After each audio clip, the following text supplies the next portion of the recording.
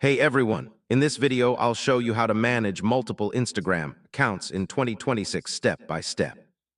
So whether you're handling personal profiles, business pages, or client accounts, yeah, these tips can make the process way more organized and efficient.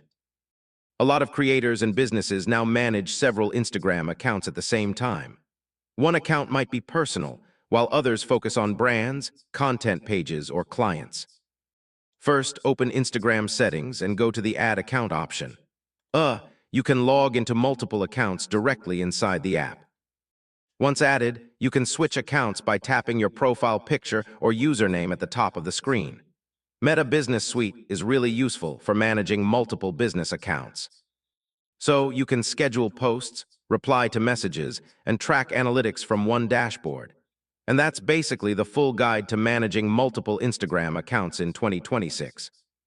Stay organized, automate where possible, and keep each account focused on its own audience and goals.